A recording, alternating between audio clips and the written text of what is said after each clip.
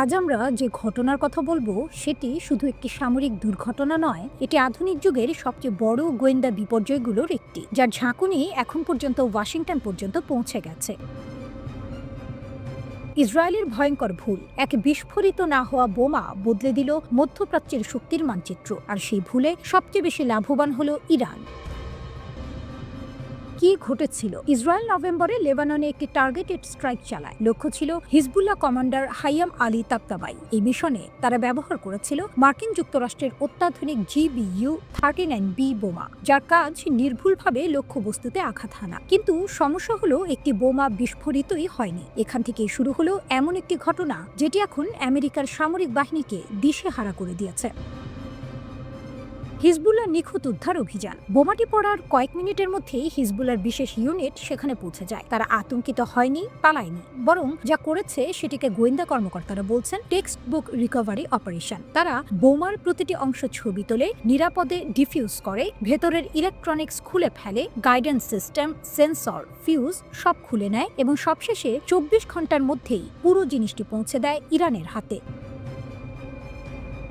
ইরানের ল্যাবে এখন আমেরিকার তৈরি নির্ভুল বোমার পুরো প্রযুক্তি বিশ্লেষণ করা হচ্ছে। কিন্তু এখানেই শেষ নয়, আরেকটি বড় ধাক্কা এসেছে যুক্তরাষ্ট্রের জন্য। ইরানের নিউক্লিয়ার স্থাপনাগুলোর ওপর জুনে চালানো মার্কিন আক্রমণে ব্যবহৃত হয়েছিল ভয়ঙ্কর GBU-57 ম্যাসিভ অর্ডিন্যান্স পেনিট্রেটর, যা পাহাড়ের নিচের গভীর বাংকার ধ্বংস করার জন্য বানানো। খবর বেরিয়েছে এই দানবাকৃতির বোমাগুলোর অন্তত একটি বিস্ফোরিত হয়নি, আর সেটিও এখন ইরানের হাতে। অর্থাৎ এখন ইরানের বিজ্ঞানীরা শুধু ছোট প্রিসিশন বোমার প্রযুক্তি নয়, বরং বিশ্বের সবচেয়ে শক্তিশালী বাংকার বাস্টার প্রযুক্তিও বিশ্লেষণ করছে। ইরান কি করছে? ইরান কেবল প্রযুক্তি দেখেই থেমে নেই, তারা এটিকে কাজে লাগাচ্ছে। সাম্প্রতিক প্রতিবেদন বলছে ইরানের ফাতাহ হাইপারসনিক মিসাইলের নতুন ওয়ারহেড ডিজাইন করা হয়েছে GBU-57 এর প্রযুক্তি দেখে। খোররামশার 4 ব্যালিস্টিক মিসাইলের নতুন সংস্করণেও এই প্রযুক্তি ব্যবহার করা হচ্ছে। ইরান এখন এমন ওয়ারহেড তৈরি করছে যা 20 মিটার রিইনফোর্সড কনক্রিট ভেদ করতে পারে, যা আগের তুলনায় বিশাল অগ্রগতি। অর্থাৎ যেসব স্থাপনাকে একসময় নিরাপদ ধরা হতো, এখন সেগুলোও ইরানের মিসাইলের সামনে ঝুঁকিপূর্ণ।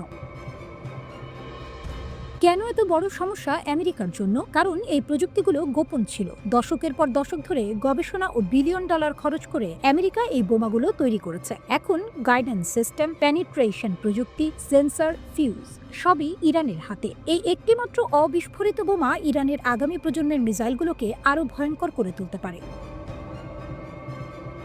ওয়াশিংটন কেন এত উদ্বিগ্ন? কারণ ব্যাপারটা এখন আর শুধু প্রযুক্তি নয়, এটি ক্ষমতার ভারসাম্যের ব্যাপার। দীর্ঘদিন ধরে আমেরিকা ও ইসরায়েল পুরো মধ্যপ্রাচ্যে তাদের প্রযুক্তিগত আধিপত্য দেখিয়ে এসেছে, কিন্তু এই ঘটনায় সেই আধিপত্যে বড় একটি ফাঁক তৈরি হলো।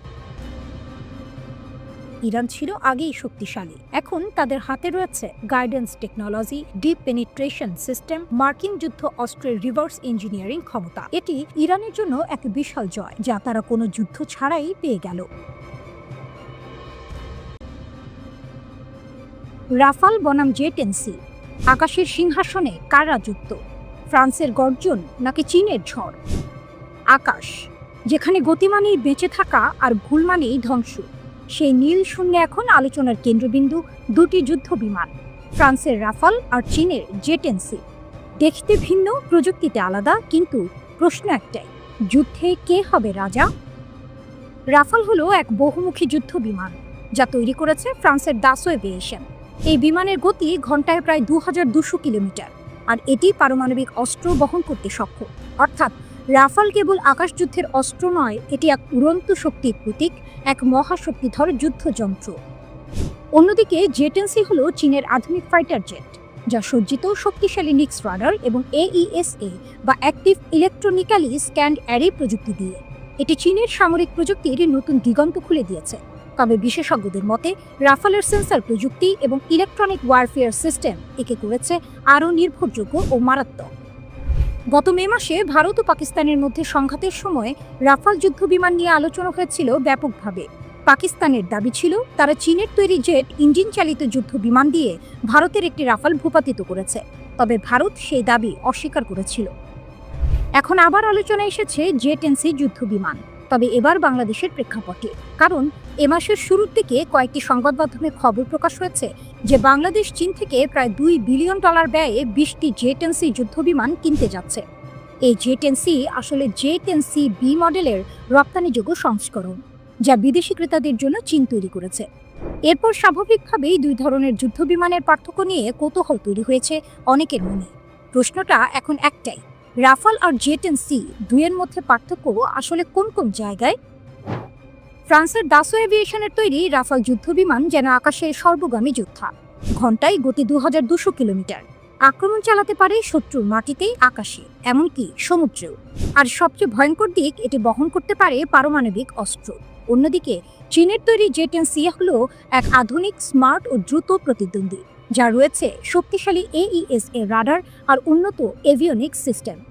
কিন্তু পার্থক্য সেখানেই শেষ নয়। রাফাল চলে দুটি ইঞ্জিনে, মানে এক ইঞ্জিনে আঘাত লাগলেও আরেকটি তাকে বাঁচিয়ে আনতে পারে। বিপরীতে জে-10সি হলো একক ইঞ্জিনের যুদ্ধবিমান, দাম কম কিন্তু ঝুঁকি বেশি।